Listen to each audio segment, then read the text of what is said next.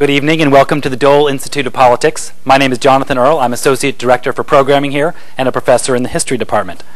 Tonight, we at the Dole Institute inaugurate a new occasional series of programs called Leadership and Globalization in Sports. The series will explore broader aspects of sports than who won or what the national rankings are. Instead, we'll examine issues like sports leadership, doping, athletics as a universal language to bridge political gaps, globalization of various sports and related issues.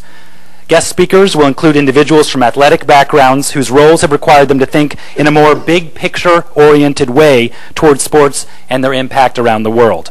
We could not think of a better person to kick off this new series than former NFL Commissioner Tagliabue.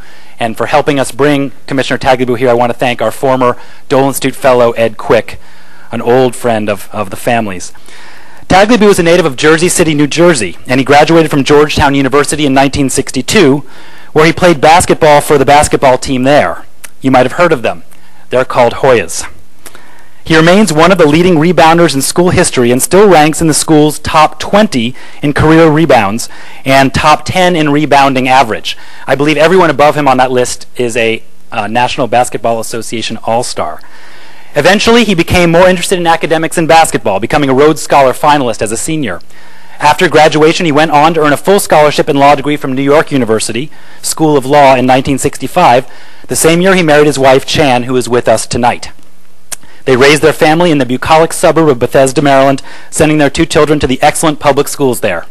That's my plug for my alma mater, Walt Whitman High School. After serving for several years as a lawyer for the National Football League and stints at the Pentagon before that and in private law practice, Tagliabue was selected by the NFL owners to succeed Pete Rozelle as commissioner of the NFL in 1989. Tagliabue was widely regarded to have done an outstanding job as commissioner, with some sports writers going so far as to call him the greatest commissioner in the history of North American professional sport.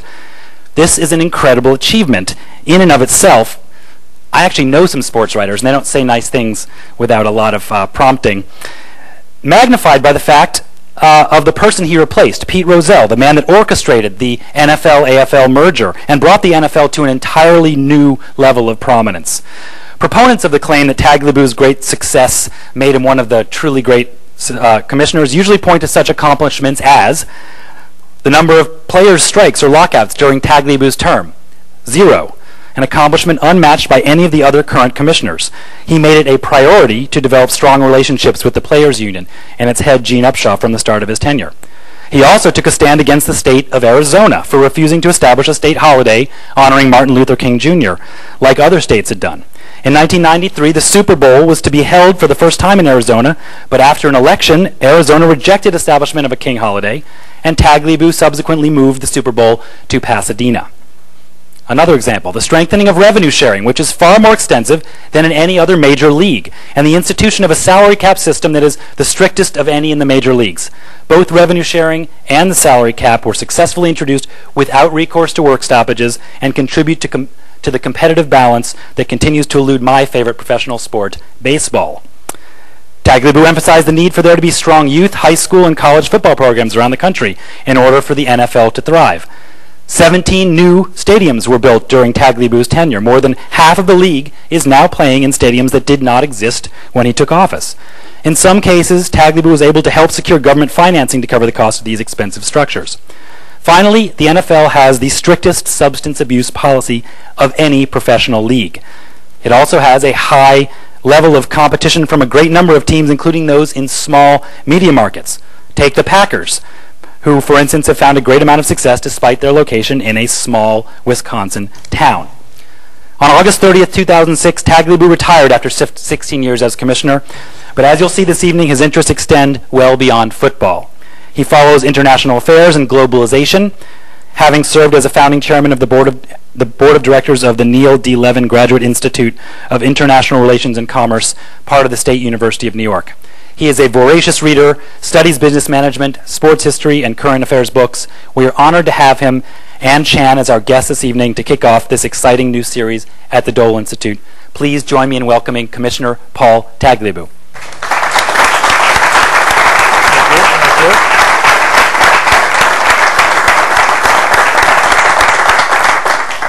Commissioner, it's great to have you here tonight. Thank you very much for joining us. I wanted to start tonight by putting everything in a little bit of context. Talk a little bit about your career, how you got started in the law, and then kind of how you got into the NFL and how all that progressed to being commissioner. Well, I guess I got into the law by accident, and I got into the NFL by accident, which is one of the things I always tell young people: don't try to program your life, because you'll probably sell yourself short. When I was in college, I started out as a physics and math major. I learned fairly quickly that I was not ever going to be, no one was ever going to mistake me for Fermi or Einstein. So I moved to political science, and from there I moved into the law. Then I was, in the Pentagon for 3 years working on nuclear weapons policy and things like that, and I joined my law firm in 1969 and delayed my arrival at the firm by about a month, and as a result I went to work for the NFL instead of another client, which was in a much less visible part of our economy. So both of those things were really accidents, or they were consequences that were really unforeseen from the decisions I was making or others were making. And I really do want to emphasize to young people and to everybody that I think that, especially today, with the pace of change in our society being so fast and the future being so hard to anticipate, just get a lot of experience. Get a lot of experience with different organizations. Lead as much as you can, and let things happen, because things will happen that you never dreamed about. If you try to program yourself, you'll be short of where you can eventually end up. What were your roles with NFL? You were the legal counsel first, right? Yeah, I started, as a young lawyer working with much more senior people in 1969 on NFL matters, and Joe Namath learned at some point that the first thing I ever worked on was a research project that was going to support the authority of the commissioner to suspend him from the game if he didn't sell his bar in New York called Bachelor's 3. And this was about 10 years after I was commissioner, and Joe had become a pretty good friend, and then he learned this from somebody, and he said, "Damn it, if I knew what you had done when you were a lawyer, I'd never been your friend." But then I did a lot of things, for a lot of clients. I mean, at one point I was representing the corn growers of America, and just doing a wide range of different things, which, as I said before, I think is extremely important. In the league, I initially did a lot of litigation. I was a trial lawyer. Then I moved and started to do some work with federal agencies like the Federal Communications Commission on television and media matters. Then I ended up doing a lot of advisory work. So I was always trying to reinvent my role and get broad experience. And in the long run, it paid off, because I think it was the breadth of the experience that led them to select me to be commissioner. The NFL is really the most popular sports league in America. I mean, talk a little bit about the business model, why it works so well, why it's so consistently successful, and has done what John said, basically eclipsed all other pro sports. Well, I think you start with two things. One is the deep roots of the game in American history. One of the great books that's out there right now is called The Real All-Americans. It's a book about a game between the Carlisle Indian Institute in Carlisle, Pennsylvania, against West Point. And this game featured two great halfbacks. One was Jim Thorpe, the great Olympian and Indian athlete, and the other was Dwight Eisenhower, who was a halfback at West Point. And the end of the story, which I shouldn't tell you because you should go read the book, the Carlisle Indian Institute beat West Point. And it's a fabulous story about the early roots of football. But then jump forward, post-World War II, obviously college football and high school football were tremendous institutions in the United States. And the NFL was nothing in the early 50s compared to college football. There's a federal statute, actually still on the books, was passed in 1961, which says that basically the NFL cannot play games on Friday night or on Saturday between early September and mid-December. That's to protect, in effect, and to recognize the place of high school football and college football in our society. So you have that underpinning. And then when television first appeared in sports, and that started with baseball in the late 40s, early 50s, World Series on television, then it came to football in the late 50s and early 60s, the owners in the NFL made a decision no other league has ever made. They decided that the league would control all of the television. The league would make all of the regular season television arrangements. The league would make the schedule for television, decide which teams would appear where on television, and most important of all the revenue would be shared equally among all the teams. And that's been the key. That's why you have the Green Bay Packers, the Kansas City Chiefs, the Buffalo Bills, the Jacksonville Jaguars as a recent expansion team. That's why those teams not only exist but are competitive. And, you know, in the other sports, if you don't have the big market teams in the playoffs and the championship series, the audience diminishes dramatically. That was the case this year with Tampa in baseball. In the NFL, some of the biggest audiences ever for championship games and the Super Bowl have been small market teams because they get equal exposure during the season. And exposure is really based on merit. It's not based on the size of your market. So it's that business model of exposure being based on merit on a national basis and the equal sharing of the revenue. Today, every team gets about $130 million from the league, $4 billion plus gets distributed to the teams. And with the salary cap system we have now, that is the underpinning of all the players being paid in the aggregate per team about the same. So that supports the competitiveness of the game on the field. So it's a business model that's evolved over the last 5 decades and seems to work. Doping seems to be a big problem in some sports. You think of pro cycling, you think of baseball. We were talking this afternoon when you dropped by about Senator Mitchell and his hearings and everything. It doesn't seem to have been that much of a problem in football. Why is that? Well, it could have been a problem. I mean, when these anabolic steroids came along, and now there are other performance-enhancing substances, human growth hormone and others, when they came along in the 70s and 80s, all athletes were tempted to use them. All athletes are trying to get better. In some cases, the line between what's legitimate and what's illegitimate is, you know, not all that clear. But in the case of anabolic steroids, the scientists and the physicians who knew about them said it was not only artificially enhancing the talent of the athlete, but creating serious risks later in life and sometimes currently to use these things. And we were able in the NFL, my predecessor Pete Rozelle started, and I was able to bring it to a conclusion around 1990. We were able to share information with the players and their leadership through the union and convince them, in effect, that anabolic steroids and other performance-enhancing substances were to football players, you might say by analogy to what coal dust is to coal miners, or whatever other occupational hazard you might find in other walks of life. They viewed it as a hazard, not as an attraction.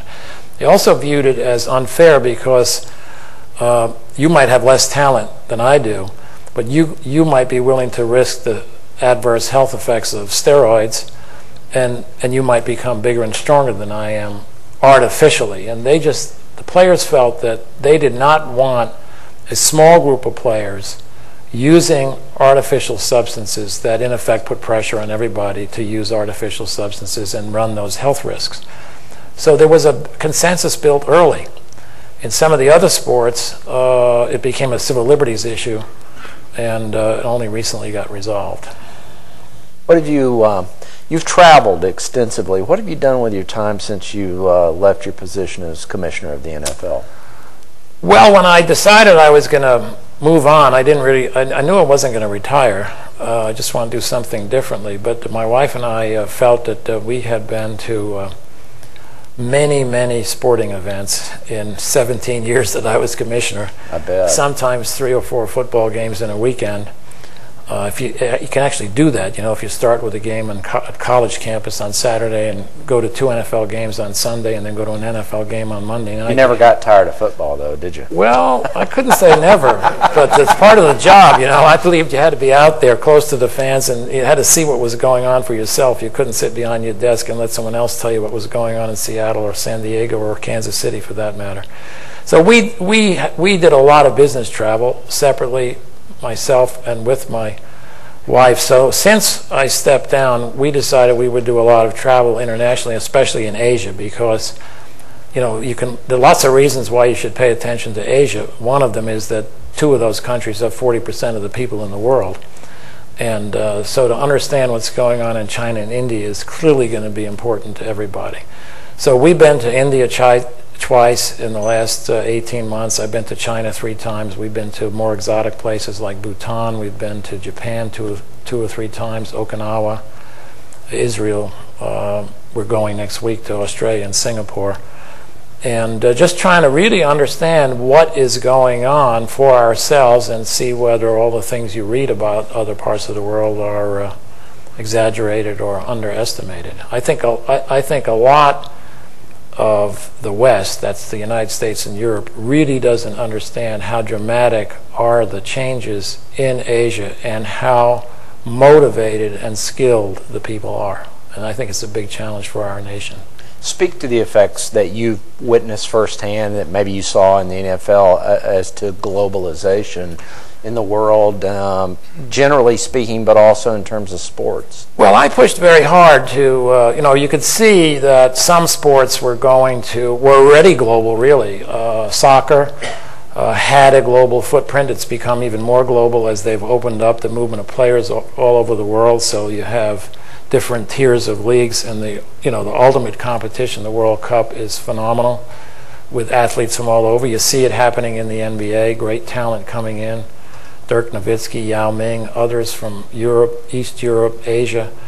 So in some sports, which are easy to play and are low cost for the participants, you already see tremendous globalization. I think all of the attractive sports, and that would include American football, will have young people anxious to play and fans anxious to watch over time. But it will take more time for some than others. But I've been in China with NFL players, at youth football clinics. We ran flag football leagues in Beijing, Guangzhou, Shanghai, and I've been with parents and school teachers in those cities watching young Chinese kids play American football, and they love it. The first thing you think of when you see them playing is Barry Sanders, because they're all about his size. And they're just as fast and just as elusive. So I think you'll have athletes from all over the world, as the world shrinks, playing all of the major sports.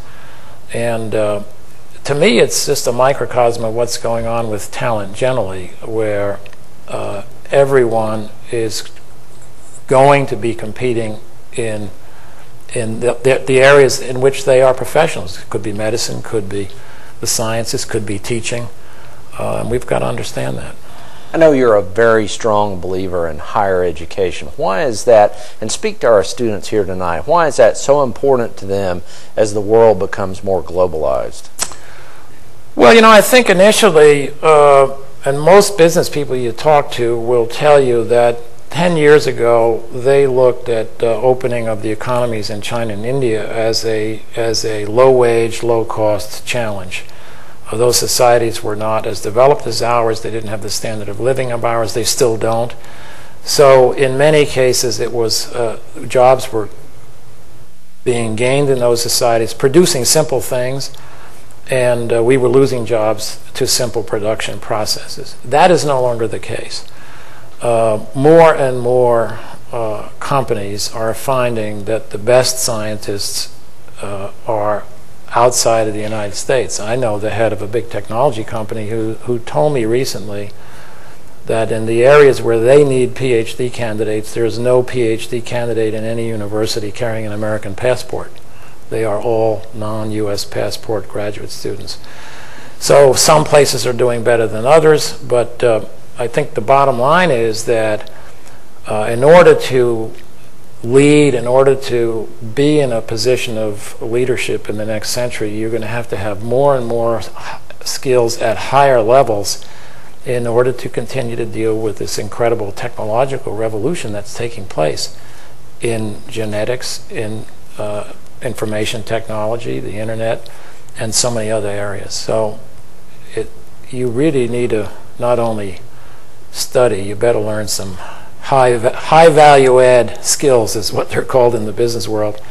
And I think I think the American university system is still recognized around the world as the best, but we've got a lot more competition today than we did 5 or 10 years ago, and there's going to be a lot more. At Georgetown, where I'm on the board, we had a report. When I first went on the board, it really got my attention. If you look out 10 years from when I went on the board in 2006 to 2015, the number of young people eligible to enter universities in the United States will be about 20 to 24 million, I think.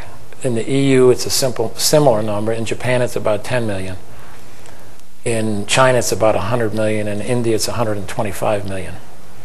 So when I speak to high school kids, I start out by telling them one thing.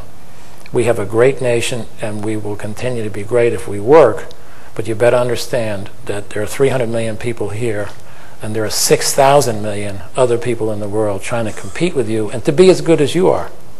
Not better, not necessarily better, but just to be as good as you are. That's a big challenge. Every 4 years, athletes from around... And my wife wants me to translate 6,000 million. That's 6 billion. Thank you. That's good. Every 4 years, athletes gather from countries all around the world at the Olympics, and I know you were at the most recent Olympics in China. Speak a little bit about your experience there, but also talk to the broader subject of how sports can serve as a way to build connections between nations and peoples. Yeah, you know, this is a complicated one, and there are lots of different opinions, and it's one of these areas where if you're trying to get elected, you could say, my friends have different opinions, and I agree with my friends. But I looked at it really hard, because a lot of people would say to me, you know, in the last year, why the hell are you going to the Olympics in Beijing? Aren't you acknowledging or condoning in some way their human rights record, or aren't you condoning the fact they don't have freedom of religion? The conclusion I reached was based on, to a great degree, history. I think we can learn a lot. You know, I think history teaches us a lot. If you ignore it, it's at your risk. But I think the biggest thing that people who really know China convinced me was that this is a nation which, for the last 200 or 300 years, became embittered because of humiliation by the colonial powers and others. And what they are now going through, and what the Olympics was for the people in China, was getting beyond being second class, getting beyond being subservient, and being the best. And that was manifested in their attitude toward winning the gold. And yes, you have to deal with the human rights issues, and you have to deal with religious freedom issues, but I think that, you know, those have to be dealt with in a professional way between diplomats, between universities that open up exchange programs on religious studies and philosophy, which is happening increasingly. But on the athletic side, the thing that struck me is what I said before, that the athletic competition in the Olympics is, as you know, Lou Perkins and your coaches here would know, it's young people trying to be best in something that they've been working at since they were 5, 6, 7, 8, 10 years old. When you look at Michael Phelps and watch him swim, and you watch other athletes from other parts of the world compete, it's about good, honest competition, but it's also about competing and being the best, which sets an example of what we should be in medicine, science, and all these other walks of life. The other thing I would say about the Olympics in Beijing was that there was a tremendous feeling of sportsmanship. You know, before the Olympics, there was a lot of concern. It would be anti-Japanese riots if Japanese athletes won gold medals. There was none of that. There was genuine sportsmanship, an attitude of fairness. And we also had a chance, my wife and I, to go into the earthquake-stricken area of China during the Olympics. We flew over there for 2 days. and met with a lot of students who were at universities that were destroyed because of the earthquake. And some of those are now in New York studying at the State University, which is why we were there. But more important than that, the outpouring of humanity and support within China for that crisis was, I think, something that the Chinese had not seen in a long time. And I think it's a positive statement about how their society is evolving. So I think there are lots of lessons you can learn from the Olympics, and they go way beyond the Olympics. Let me ask you, and this is kind of a peripheral question, but you were there, and and you got to interact with people in Beijing and everything. I'm just curious as to your thoughts. There were a couple of episodes where the Chinese were criticized, where they had the young woman sing, but they had another woman lip syncing out front because the child was, they thought, more attractive. Then there was the issue of the Chinese gymnast. Were the Chinese having a little bit of trouble adapting to kind of the transparency that we have in our society on an almost everyday basis? Well, you know, on the lip syncing, that's the entertainment business. I'm sure that people lip sync anthems in the Super Bowl, but I haven't checked. But I think there are different kinds of lip syncing. This gets you into all these technicalities, you know. But if you're putting on a mass entertainment program in a stadium, you might not rely on the microphones in the building to get the right sound. So you might do things that enhance the entertainment. So you know, I don't take that as a big issue. I think the falsifying the ages of athletes, whatever else was alleged, that's a much more serious issue. But I do think the broader point you make is valid, that they do have trouble dealing with transparency in China and in other parts of the world. It's not part of their tradition. And you know, I was at an event in New York recently where there were U.S. scholars on China and Chinese scholars, and I think you have to understand, this is my take, you have to understand the difference between trying to manage what we have, which is 300 million plus. It's hard enough for us to manage 300 million plus. There's a lot of diversity of opinion. We learned that in the last year. They got 1.3 billion to manage. And they don't have the standard of living that we have.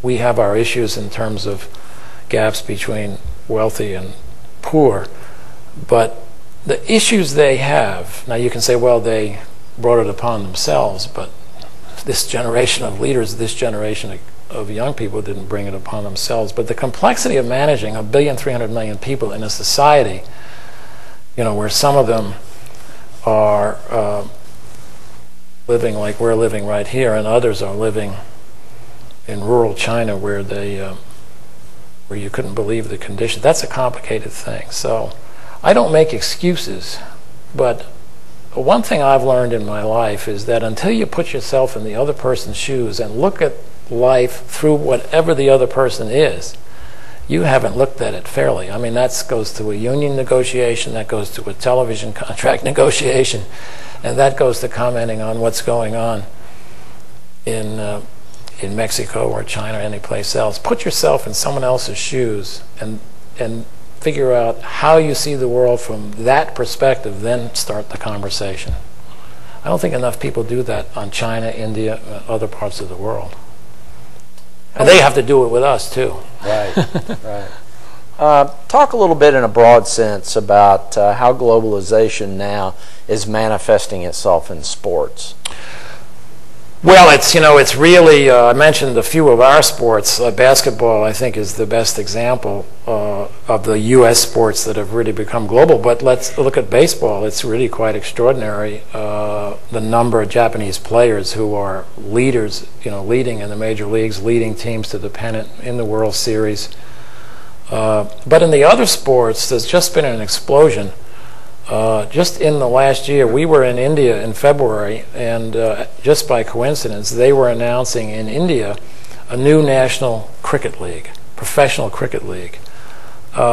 the game, I don't know a lot about cricket, but I do know the game can last for days. They had modified the game to make it into a 3-hour match. They were announcing billion-dollar television contracts. They were announcing 8 teams in the big cities with franchise fees approaching $200 million for each team. But most important of all, last month I was in London, and there's the Indian Cricket League and Sony Entertainment Television talking about bringing in all the great cricket players from England. And all of a sudden, in 12 to 24 months, there's a feeling in the global world of cricket that India will be the center of gravity and England will no longer be the center of gravity. Soccer, it's the same. You know, I mean, the Brits have great teams, the Italians have great teams, but the players on those teams are from all over the world. So it is changing, and of course the television technology we have today enables people wherever they are in the world to follow either their national team or their favorite team or their favorite athlete. And even in the NFL, you know, we have a young man who plays for the New York Giants, Matthias Kiwanuka. His grandfather was the first prime minister of Uganda, and he was assassinated by Idi Amin's forces. That's a long way from where the NFL was in terms of the sources of its players 40 years ago, a kid from that part of the world. And he's not alone. Osi Umenyiora, the other Giants player. There's so many players. You had one of the first ones here, Christian Okoye, with the Chiefs. So the players are coming from all parts of the world because they're great athletes. And they're not necessarily playing flag football in their own villages, but when they get here or they get to Europe and have a chance to play our form of football, they're playing it and they're bringing it back home. So it is really transforming the game. Bill Parcells, you know, when I was commissioner, I pushed very hard on a league in Europe, and I had ideas about a league in Mexico, and had ideas about the Canadian League and the Mexican League and the Europe League playing a championship game, and I still think it'll happen at some point. But the coaches didn't like it. The coaches didn't like to send their players to play in Europe. And we had Japanese players playing in Europe, Mexican players playing in Europe, European players. We had a linebacker on the Redskins who played his only football before he played for the Redskins was in Marseille in France. So a lot of that was happening. But I went to see Bill Parcells when he was coaching the Jets and said, "Let me ask you a simple question, Coach. Why are you so opposed to sending players to play in Europe in the Spring League?" He looked at me and he said, "You're a smart guy, aren't you?" I said, "Well, I don't know. You tell me." He said, "Yes, you're a smart guy." He said, "You should know the answer to your own question." I said, "Well, you tell me the answer." He said, "I'm a football coach. Football coaches want to sit in their office and see the players either down the hall or out on the field through the window. If a guy goes to Europe, I can't see him. So it doesn't make sense to me as a coach." And I said, "You're not a coach, you're a commissioner." And he said, "What you're doing is right. And if I don't send my players to Europe, you should fine me." I said, "What do you mean I should fine you?" He said, "Fine me." I said, "Why?" He said, "Because if we don't get global talent in our game, we won't be the greatest game in 50 years. That was his perspective. And so you have those kinds of, you know, institutional biases to the status quo. And you just have to deal with them. But it's a reality in terms of what's happening. You mentioned soccer, Mr. Commissioner. Soccer is arguably the biggest sport in the world, and we have hundreds of thousands or maybe even millions of kids in the U.S. who play soccer every year, and yet soccer can't seem to catch on as a pro league. What's your analysis of Well, I used that? to be the general counsel of the North American Soccer League from 1960 to 1980, so I got a lot of thoughts on that, but they don't ask me for my advice. But I've talked to Maybe they should. The commissioner, Don Garber, used to work for the NFL, and I know him very well. And you know, I think it's a couple of things. First, it's the entrenched hold that other sports have in our society. A lot of the interest in sport is intergenerational. It's the kid whose mother or father has played the game, the boy or the girl who has a parent who's played the game, but whose grandparents played the game, and so on and so forth. So it's an intergenerational thing. So until you get multi-generations, you don't have fans. You have young athletes who then go into other things. That's one of the things. Another thing I always felt, I used to tell the soccer people, I still do, because some of our NFL owners, 3 of our NFL owners own major league teams in England, including Manchester United, which may be the greatest sports franchise in the world, is owned by the family that owns the Tampa Bay Buccaneers. And the owner of the New England Patriots has a soccer team in New England. So I've told them that one of their problems is that they have made the sport too democratic with a small d. This is a political institute, but that's not a political statement. And what I mean by that is this. They sell it to young people on the basis that everyone can do it. And one of the things that appeals about sport and attracts spectators to sport is that not everybody can do it. Muhammad Ali and Joe Frazier fought a fight that was watched by 1 billion people, supposedly on television. The reason it was watched by 1 billion people is only 2 people in the world were willing to do what they did. So if everybody can do it, no one may watch. If only a few people can do it, billions may watch. That's a reality of spectator sport. There are only a few people who could do what Michael Jordan did. That's why everyone wanted to watch Michael Jordan. So if you persuade the public that everyone can do it, you used to say, if soccer's no different than jogging, how do they expect to make it a spectator sport? No one watched joggers, other than other joggers, but no one ever bought a ticket to go watch a jogger.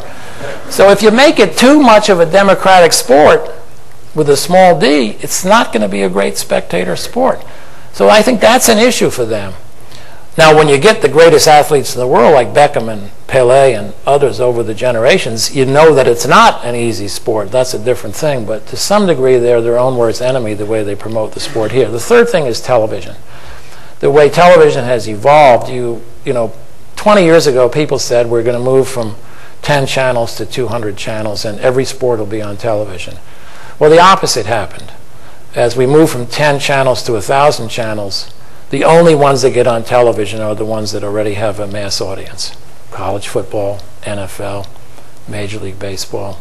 Even the NBA and the NHL have a tough time on television because there are so many channels, the audience is split so many ways, and soccer's got a problem breaking into television because the audience is so fragmented they can't rise above 999 other channels. Right.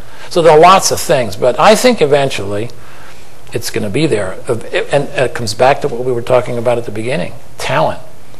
Once you have soccer players who are as good in that sport as Michael Jordan or Joe Montana, then you'll break through in some way, shape, or form. And they're getting there, but they're not quite there yet.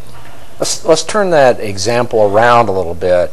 Every poll that I've seen in the last few years, professional football is far and away the #1 sport in the United States, and yet it really hasn't taken root that much outside the United States. Why is that?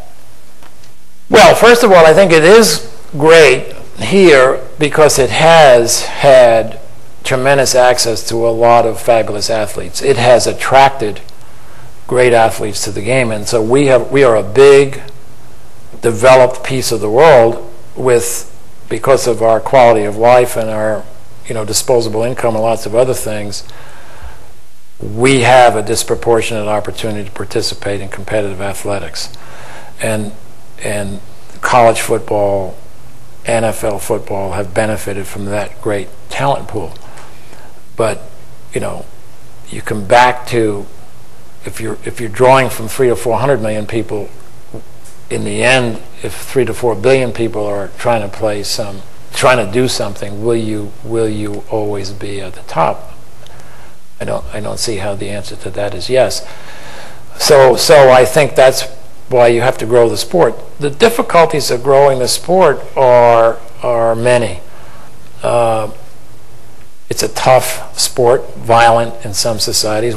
We say we keep violence out of the game. Other societies view football as a violent game. Chuck Noll used to draw a fine distinction between violent. He always said that basketball was a contact sport, boxing was a violent sport, and football was a collision sport. He never used the word violence, but that was Chuck Noll. So there's that element of the character of the sport And then there's the cost and the complexity of the game. And when you go to places like China and India, to get 40 kids over here and 40 kids over there and give them a lot of expensive equipment and find 100 yards of grass to have them play a game, it's complicated. So it'll take a lot of time. Although I will say this, it's little known, but it's true that some of the best football players outside the United States are in Japan. They've had college football in Japan since the 1930s. They have college leagues in Japan. They have a college championship game in Japan among Japanese universities. And some of the best athletes, football players we in the NFL have seen in the game outside of North America, Japanese players. And you have some, like Vietnamese. There's the young Vietnamese player with the Cowboys, Dot Nguyen. So my point of view is always, people said football is an American game and it'll never be played outside the United States. The coaches used to tell me that, and I would say, well, wait a minute. The first people who played football were born in Italy or Poland. There were Italian immigrants and Polish immigrants and German immigrants in Pennsylvania. They didn't come over on the Mayflower. So they were Italian kids and German kids and Polish kids playing this sport, so it can be played by people who don't live in Kansas or New Jersey. As professional sports becomes globalized and we're sucking into the United States, because I'm assuming our salary scales outside soccer are vastly higher, we're sucking talent from other nations. How's it affecting their domestic sports leagues? Well, we'll see when China starts its basketball league which way the talent goes. So far, the talent's been coming here because of the payrolls that you've talked about. But in soccer, it's not necessarily the case. A lot of the talent has been moving out of the more developed countries in Europe and into other parts of the world. So I think it'll be two things or three things. It'll be how well do you get paid? What kind of competition are you competing in? Because top athletes want to compete against other top athletes, so the quality of the competition will be a big thing. And then the third factor will be the quality of the fan experience, because athletes are part of the fan experience, and the quality of the society. So I think there will be lots of global movement, but it's going to be in lots of different directions as these societies grow and as they're able to offer what the U.S. or Canada or Western Europe can offer athletes today. I was at a conference about 5 years ago, and there was a top Chinese entrepreneur who had built a huge business in the United States, and he was asked the question by Tom Brokaw, if you were coming out of the university in China today, would you start your business in the U.S. as you did 20 years ago, or would you start it in China? And his answer was, let me tell you why I came to the U.S. I came because of education. I came because of access to capital. I came because of access to markets, and I came because it was a free society. We have 3 of those 4 in China now. Great universities, access to capital, and access to markets, and we're making progress toward the 4th, which is a free society. So as people around the world start looking at the calculus in that way, I think the global flow of talent is going to be in all directions.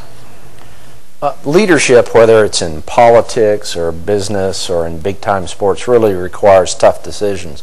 And there's one in particular I want to ask you about. While you were commissioner, you chose to play games after the initial invasion of Gulf War I, but chose after 9/11 not to play the games. Can you just kind of explain how you made those decisions and who you consulted with and kind of why they came out where they did?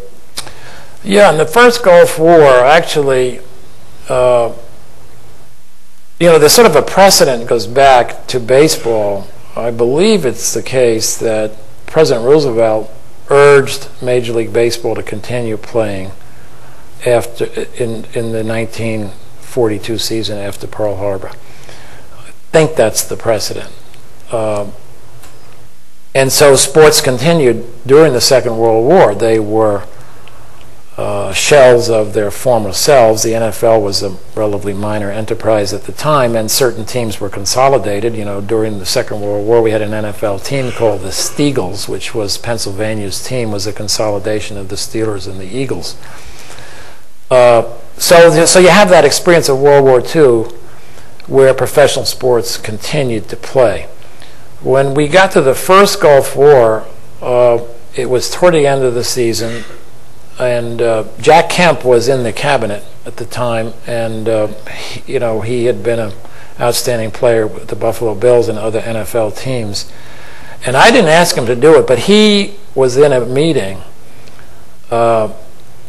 which in the White House, I believe, where General Schwarzkopf was in attendance, and he was the commander-in-chief at the time, and Jack asked General Schwarzkopf, how do you feel? The Washington Post or some paper had written editorials saying we should not play our playoff games if the nation was going to war. I don't want to blame the Post. Maybe it was someone else. And General Schwarzkopf said, God, these people want to watch the Super Bowl on television over there in the desert, so forget about it. It's not an issue. Go play the games. And I had a nephew who was in Iraq at that time. It wasn't known to the Iraqis he was in Iraq, and I sent him some uniforms, and he says that he and his fellow Marines played the first Super Bowl. They played the first game on Super Bowl Sunday was called the Sand Bowl in southern Iraq on that Super Bowl Sunday in '91. 9/11, I felt, was completely different. It was the kind of an event that told you that the assumptions that had prevailed for centuries about warfare and civility and the lines between civilians and militaries, and that those were being obliterated by an adversary. And the idea of taking civilian airlines and making them into missiles was so far out of the set of assumptions. Now we can go back and the benefit of history and say maybe we made the wrong assumptions, because war has been violent and there have been lots of situations in war where civilians were victimized as part of the combat. But it was such a startling departure, and the loss of life, civilian life, was so great. I just felt that there was no way that you could be true to the people of America and play, so we didn't play. Took that 1 week off, and I think it was important to the players, but it was far more important to the public, and then everyone else pretty much did the same thing. We're going to open it up to questions and answers after a couple more questions, so I'm going to ask everyone who wants to ask a question to please start queuing up at this microphone over here. If you would, we'll start getting to questions. Please be as quiet as you can, and don't walk in front of one of the cameras if you can avoid that. Commissioner, what was the toughest decision? Was that the toughest decision you ever had to make, or what was the toughest decision you had to make as Commissioner of the NFL? Well, those are tough because they go way beyond the game. 9/11 hits you as a citizen and not just as a commissioner of football. Katrina hits you as a citizen and not just as a person who's responsible for the New Orleans Saints. So those things, death of a player, and we had some deaths of players, in practice and things like that. Those things hit you the hardest, and they're the hardest to deal with. And then, in the case of losing a player dying on a practice field, you got to ask yourself, have we done all the things we should be doing to avoid those kinds of events? I think when it comes to the game itself, the toughest thing is to deal with a team that wants to move and leave its fan base, like the Browns leaving Cleveland, or the Oilers leaving Houston, or teams leaving other cities where they have been for a long time, and how that rips into the community, because those teams, and then we had the ultimate, which was, the Colts had left, which were part of Baltimore. They had gone to Indianapolis, and now the Cleveland wants to go there. So you've got a community that never got over its own scars, now taking someone else's team. So you had a beast of litigation and lots of emotion. Those are the toughest problems to resolve. And I think we made a little bit of progress. What we did was get ahead of the curve and build more stadiums, because the underlying problem in each of those situations is that a team feels it has an inadequate stadium. And baseball got ahead of us building stadiums in a lot of cities, and the NFL teams were at serious competitive disadvantages. So the only way to avoid the problem is to anticipate it and not allow it to happen. But when it does happen, there's a lot of sleepless nights. Okay. We're going to start with our first question. If you'd like to come up, and please do ask a question. No filibustering, no commentary. Mr. Commissioner, my name is Kerry Walker. I'm curious about your relationship with Gene Upshaw. Certainly the management-labor relationships in football were pretty unprecedented as compared to other professional sports and also in the business world. So how did you make that work as well as you did? Well, I didn't think about it. I mean, I thought about it a lot because I had to make it work for almost 20 years. But in terms of why it worked, I didn't think about it until he died this past summer. And what I realized was that we had started out as adversaries in the 80s. I was representing the league as an attorney. He was the head of the union. I had cross-examined him in trials. We had been adversaries for a decade. And by the time I became commissioner, he was still the head of the Players Association. We'd both come to the realization that we could either act like donkeys and keep knocking our heads together, or we could act like human beings and try to solve a problem. So we decided to try to solve the problem, and then you figure out how you're going to do that. It took us about 3 years of conversation, and that comes back to what I said before. You got to put yourself in the other person's shoes. So I had to put myself in his shoes. If I'm the head of a group of professional athletes, what is it that I'm looking for? And Gene was very good in putting himself on the other side of the table because he'd played the game for so long. He knew what it took to have high-quality football. So he could put himself in the owner's shoes or my shoes. I could put myself in his shoes. And we were able to figure out a way to solve the problem, which is to have free agency but have it subject to a salary cap, and you have to end up with the best of both worlds. So with the benefit of hindsight, after his death this past summer, I think I figured it out. But for the past 20 years, you couldn't tell whether it was luck or... Why don't you think that existed in other sports like baseball? Part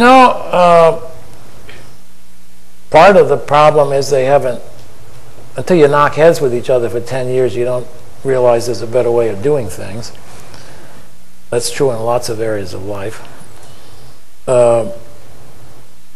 And I've always said that, to Gene's credit, as a great player who continued to have some of his closest friends on the other side, coaches, including his closest friend, Art Shell, he really did understand why the owners wanted some of the things that they wanted, and what kinds of a salary cap we would have to have so that a John Elway would play in Denver for his whole career, which is an important thing. So we had a salary cap, we had quite a bit of free agency, but with rare exceptions, the Dan Marinos and the John Elways didn't move at the prime of their career. That's a complicated thing to try to structure.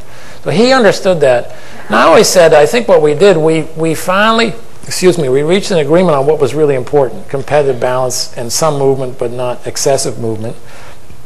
Lots of revenue growth and salary equity across all the teams. And once you agree on those goals, then you can figure out how to get there. But we really had to agree on a set of goals. In the other sports, in basketball, I think they've done a very good job of agreeing on arrangements that they've adjusted over time. Hockey had its problems and had to cancel the season. Baseball still has a structure that they like in baseball, but doesn't seem to work for some parts of the country. Okay. Next question, please. Mr. Commissioner, my name's Bryan Clauson. I'm a junior here at KU. there have been a lot of fines handed down by the NFL and a lot of penalties by the referees as well for excessive celebrations and hits that they feel were too severe. I was just wondering if you feel the NFL has now become a little bit too strict on that, and if there was anything that you might do differently. No, I don't think so. It's a sort of a continuum of what we've had for many, many years. During the season, the players, no one likes to get fined, and the lines that are being drawn are sometimes tough for the player on the field to abide by 100% of the time. But the risk of injury with certain types of hits is so great, not only to the players being hit, but to the players doing the hitting, that, the fines are getting bigger. But my guess would be that if you looked at the fines as a percentage of salary, they're getting smaller. So, if you went back 15 years, we were probably fining people $10,000, and they're now fining some people $50,000, but the salaries have gone from $100,000 to $10 million, so they're paying less at 50 than they were at 10. So the fines are not even getting bigger. But if you're only 24 years old, that doesn't impress you. you still lost $50,000 or $300,000 if you lost the game check. So, but I think the league is doing the right thing, and a lot of the angst and criticism that's in the middle of the season is gone by the time you get to February. Okay. Next question, please, sir. I had occasion to read your article in the Yale Law Journal that you wrote a few years ago. Two items, one personal and one football related. Are you glad that you didn't get that law clerk job for Justice White? No, that would have been a good job to have. But as you said earlier, had you not gone into the law firm at the time, you might not have ever been NFL commissioner. Second one is the NFL seems to do a better job of dissuading college players from jumping into the professional league as opposed to the NBA and other sports, and which can, as we've seen in college basketball, have some effect. How's the NFL able to get away with that, or what's the difference between it and other professional sports relative to college students not completing their college education and moving on? Yeah, one is legal and one is athletic. A federal court ruled in the early 70s that the NBA could not have an age rule, and so the NBA was forced in the early 70s to let players come in out of high school by a federal court ruling. The NFL was never sued, and we always said we're different and we're going to do it our way. And then we eventually won a case in the Supreme Court, actually, about 8-10 years ago, which said that our rule was collectively bargained, and as a collectively bargained rule, it was a lawful rule. So we have you have to be out of high school for 3 years before you come into the NFL. So that's the legal difference. And now the NBA has been able to renegotiate, and they do have some kind of a age limitation now. From an athletic standpoint, I think it's the character of the game. Very few people have ever been seen as able to come out of high school and play in the NFL. Herschel Walker. If there's anyone, if you talk to football people and say, have you ever seen an athlete who could have come out of high school and played in the NFL, probably Herschel Walker is mentioned by most people. But the track record is such that most athletes know, most football players know, that you're not going to be successful, or the likelihood is that you will not be successful if you don't have some additional experience, like 2, 3, 4 years of college football experience or experience in the Canadian Football League or someplace else. You're not going to succeed in the NFL. The NFL Players Association also did a study some years ago which was very interesting. It showed that longer a player had played in college, the longer he had a career in the NFL. And it also showed that that there was a correlation between the players who had degrees, college degrees, and length of service and income earned over the course of a career, which says something about the complexity of the game and the fact that being able to do things intuitively and wisely is a big part of being a professional football player. Next. A lot of questions, so let's... Mr. Commissioner, what do you feel is your most decisive leadership accomplishment while Commissioner of the NFL? Probably what's been alluded to already, getting a deal done with the players and then keeping it in place for almost 2 decades. But I think that generally, I think a big part of leading any organization is listening. And whether it's the NFL, where you got to listen to 32 owners, 32 coaches, 2,500 players, 10,000 sports writers, and 100 million fans, or any other organization, what I learned over the years in terms of leadership is that if you can talk for an hour or listen to an hour, you're probably better off listening for an hour. Thank you. Remind me to shut up.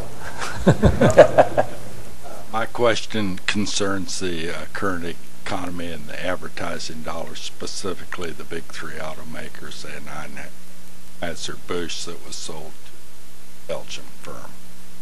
Yeah, the question, if you couldn't hear it, was the current state of the economy and the effect on television advertising and sports, and specifically the big 3 automakers and Anheuser-Busch being sold to a Belgian company. The current economy is obviously going to have an impact on ad spending, sponsorship spending, and lots of other things, naming rights. In the NFL, I think it's the case that most of the advertising for this season was sold before we really hit the deep credit crisis in September. So probably the effects of it are not going to be felt extremely until next year. But I would think it's going to have to be very, very significant. In the case of the automotives, it's going to depend upon whether people start buying cars again. And it will also depend upon to what extent other companies like Toyota are doing the advertising. In case of Anheuser-Busch, which is a great company, used to be a client of mine when I was practicing law, I think it's more of a symptom of what's going on with globalization, where for many decades, most of the decades since World War II, American companies were doing the acquiring.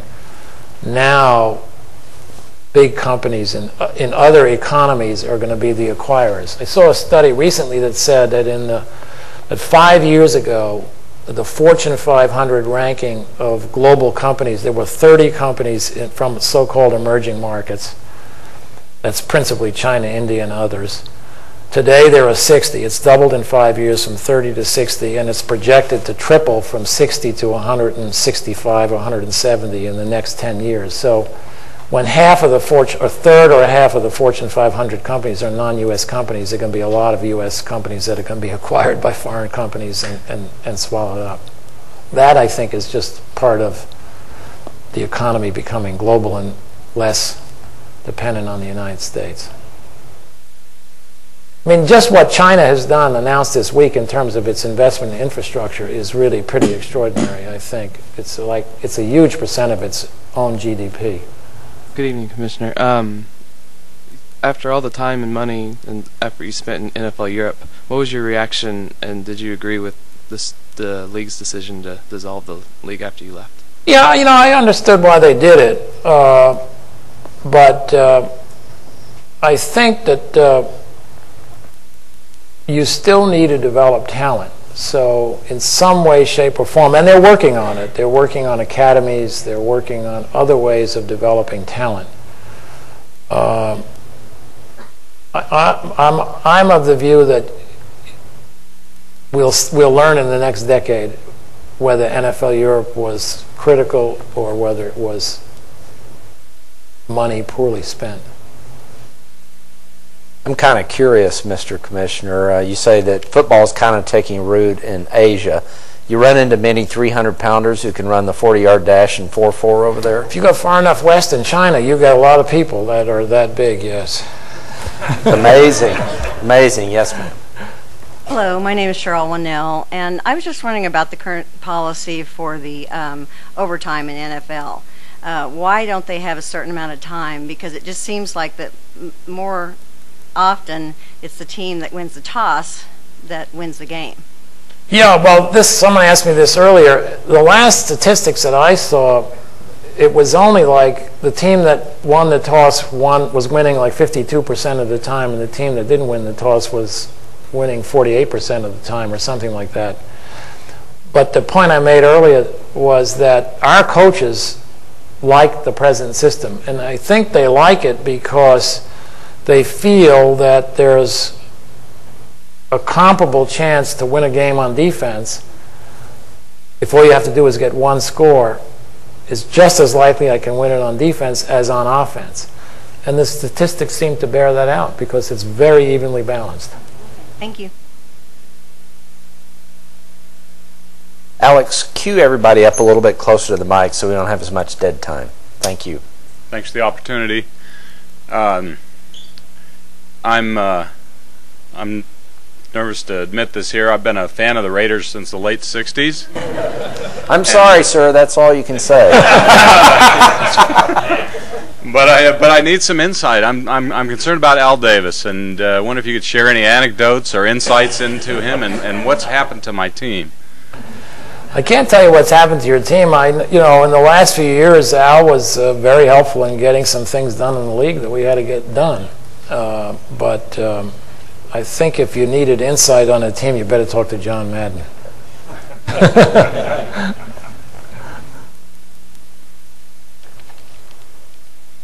Hello. Following the NBA referee gambling scandal, did you or the standing commissioner make any sort of measurements to protect the integrity of the game and prevent such a scandal?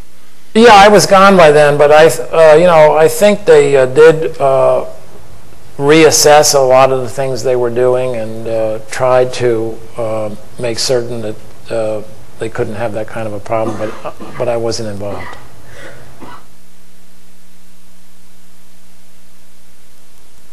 Hey, Mr. Commissioner, I'm Taylor Sandberg. I'm a junior here at KU. I know some of the coaches in the NFL, the Jaguars head coach, I cannot remember his name right now, sometimes they wear suits on the sideline, and some people have said that they're not a big fan of this. I don't know why, but I was just getting your thoughts on that. I don't really have any thoughts. I mean, Tom Landry wore his suit and his hat on the sideline and was one of the great coaches in history. Vince Lombardi did the same. I think it's really more of a personal matter. I think more and more, several of the younger coaches want to wear suits. For a while, I think we had a policy that the coaches were supposed to wear team apparel on the sidelines, but I don't know where that stands right now. It's never been on my short list of things to worry about. I was just curious on your thoughts about the NFL moving its franchise in Buffalo to Toronto, and how you think that affects the exposure in that country, and also how it affects the economy in Buffalo, because it's already a struggling economy. Well, the decision to play some games in Toronto, I think, has been greeted very positively, not only in Toronto but in Western New York. I think there has been for quite a few years a recognition that the Buffalo Bills couldn't survive if they just limited themselves to the narrow Buffalo area. So 10 or 15 years ago, we worked very closely with the Bills, and they extended their ticket sales and their presence into Rochester. They started to hold their preseason training camp at a college in Rochester, which was a huge positive in terms of expanding the market. They worked very hard with the business community all over Western New York to expand the footprint of the team, including into Toronto. So everything that I've seen from both the Bills side, the NFL side, state of New York side, feels that this is a positive thing because it reinforces the economic strength of the team. How long will it be before there's a Canadian or Mexican NFL franchise?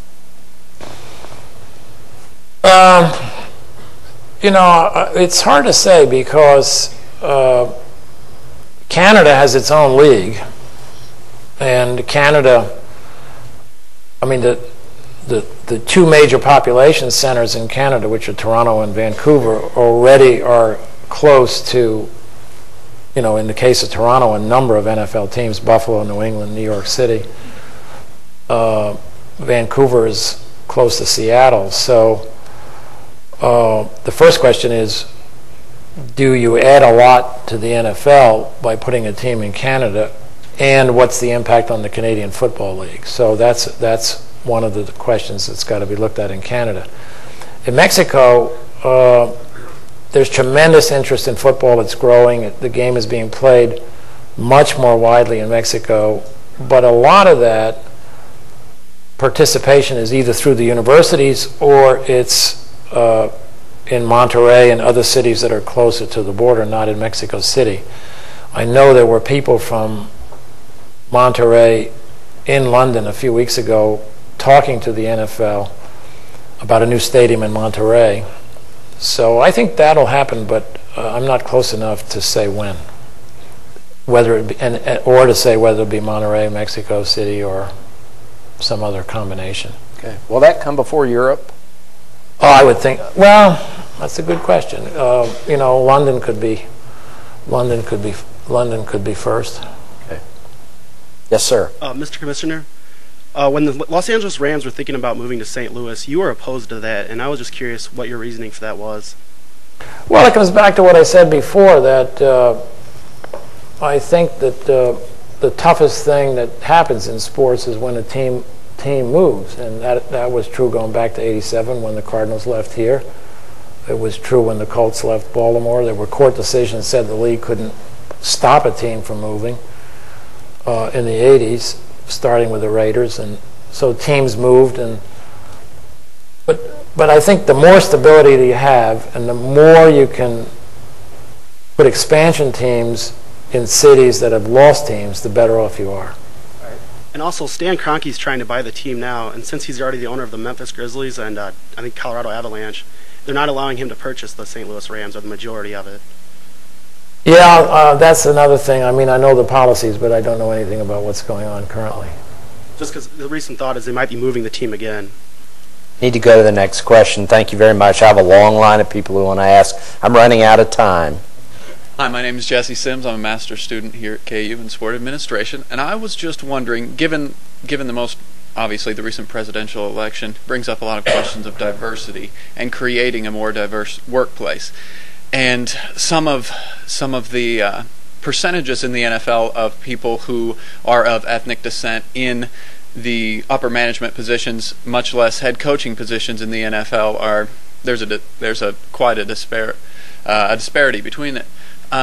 What are some of the steps currently, or some of the steps to promote ethnic diversity being instituted by the NFL, and what may be some of your recommendations to promote a more diverse workplace? If I gave you a full answer, you would cut me off. But no, we've done a lot over the years, and the most dramatic thing that we did with the coaching was to require every team to interview at least one minority candidate for head coaching positions, which a lot of people say that's had a great effect. My own feeling is that if it did anything, it just accelerated a process which was well underway. And I always declined to have the same kind of requirement for business positions because I was concerned that, two things. Number one, I think that teams are better off going out and looking beyond the NFL for talent, and they're better off doing it on their own rather than by the commissioner having his fist on their head. And secondly, I wasn't convinced that the talent pool specific to sports had gotten to the point that you could mandate kind of an interview process. It's a complicated issue. A lot has been done. A lot more is being done. And I think the numbers are in the process of changing. I think a big part of the issue is to persuade people in sports to look beyond sports to find talent. And there's a lot of non-sports talent out there that has come into sports. Our head of labor relations, who I hired in the early 90s, came to us from Amtrak and the railroad industry. So there are a lot of skills that you can find elsewhere.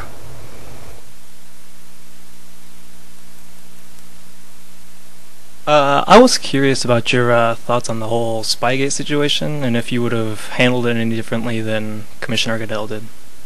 You know, there's again, I really can't comment on it because I don't know what was going on. I never have asked, and I didn't want to. Didn't want to be part of it. I guess the only comment I've made publicly is that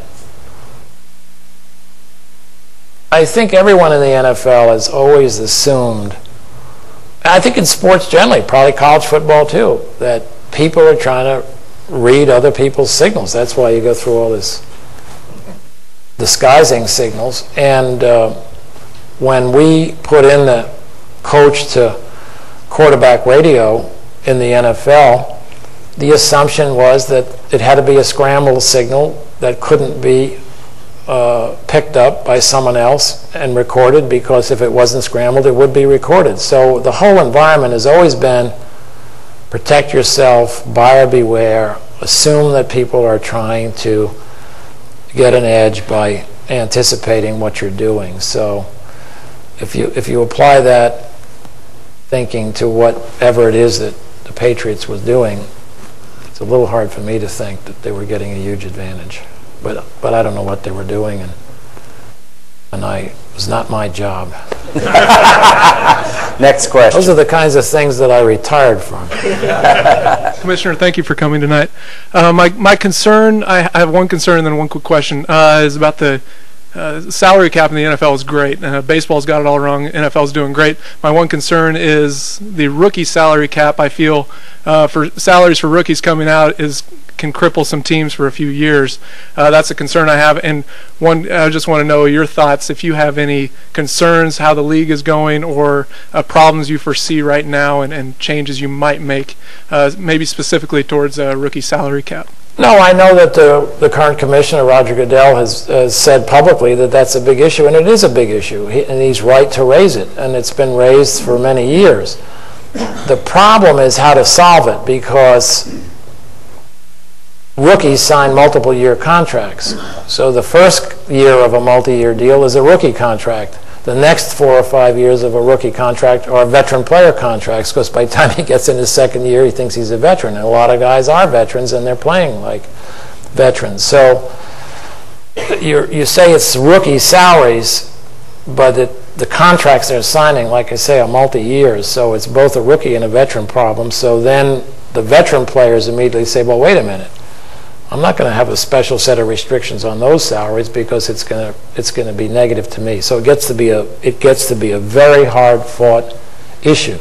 The NBA, they've addressed it, but I think one of the ways they've addressed it is by having a maximum number of years for which a rookie can be signed, 2 or 3 years, and then he's a free agent. And in the NFL, we have not been prepared to have short-term contracts like that. So it's a very difficult issue to be resolved, because it's more than just rookie contracts.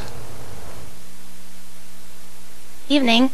On a little bit different note, many of the leadership positions in athletics tend to be held by men. What suggestions can you make for women who wish to pursue or aspire a career in athletics?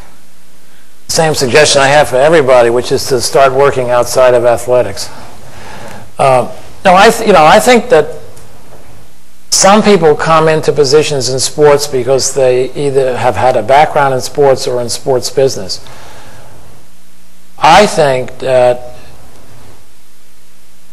some of the most valuable talent and some of the people who've come in effectively into sports are people who started outside of sports. There's a woman who's the chief financial officer of the San Diego Chargers. There are other women that I brought into the NFL. I brought in as the head of NFL Properties, a woman who was the co-president and founder of MTV. So if your ultimate objective is to have a career in sports, I would give very serious consideration to a career outside of sports that will get you some of the skills. Go to work for an advertising agency. Go to work for a major company that's a major television advertiser, in their marketing or advertising group. And then bring that other experience into sports. I think that's a great way for a woman or for a man. And I think it's too often overlooked. That what the people who really add value to organizations are those who bring in experience from a related business, sometimes from an unrelated business. Go ahead. Hi, Commissioner. My name's Sean Bell. I'm a sophomore here at KU. And I was wondering what your thoughts are of the Brett Favre situation over the summer and when he'll retire. Not for publication. Oh, there again, you can't have any thoughts on that are intelligent unless you know what's really going on. And I wasn't even reading about it in the newspaper, much less in the room in the meeting. So, again, those are the kinds of things I used to have to pay attention to. If they're not paying you to pay attention to problems like that, you don't pay attention to them. At least I don't. Mr. Commissioner, our friend Ed Quick pointed out today while we were chatting this afternoon that the most watched presidential debate in history was the 1980 Reagan-Carter debate, which I believe, Ed, you said 80 million viewers watched. The 2008 Super Bowl game was watched by 97 million viewers. What does that say about our society other than football is very popular? Well, it probably says two things. Football is very popular and we don't pay enough attention to our politics. But I think it also says that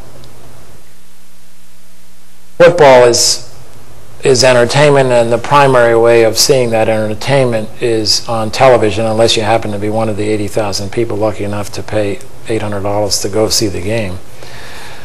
Whereas politics, you can get your information in lots of different ways other than television, and you can inform yourself over a long period of time, as we have seen now. Maybe it's too long a period of time, the way the primaries are stretched out, coupled with the general election campaign. So it says something about the popularity of sports, but all due respect to Ed, it's probably a little bit of an unfair comparison, because it's a one-day event against something that lasts for a year. But now it's also the culmination of a year. So, Super Bowl is like election day. So I guess for me the real measure would be, can we get 97, whatever percent 97 million is of the total population, if we can get that number of people to vote. Now, Lamar Alexander, who you know and I know, he taught a course at the Kennedy School after he was the governor of Tennessee and before he was elected to the Senate. And his course included an effort to develop a primary election model for the presidential election that was based on the NFL schedule, because his experience when he was running, and I think Senator Dole had a similar experience, was that the first few primaries tend to have a disproportionate impact. So Lamar was always struck by the fact that you could lose the first 3 or 4 games in the NFL, but you was still guaranteed the opportunity to participate for 12 more weeks before you got bounced out of the finals. So he and I actually had a very interesting day with some very bright students at the Kennedy School at Harvard, trying to think of a primary election system that would keep everybody in for a minimum of 16 primaries, equivalent to 16 NFL games, and what you could do in terms of competitive balance and revenue sharing.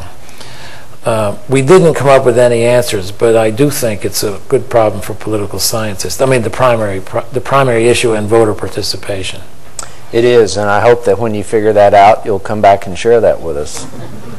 I think you have other speakers who will get that one solved before me. I can't imagine a more fascinating kickoff to our Globalization and Leadership in Sports program. So we thank you very much for being with us. Thank you. Thank you.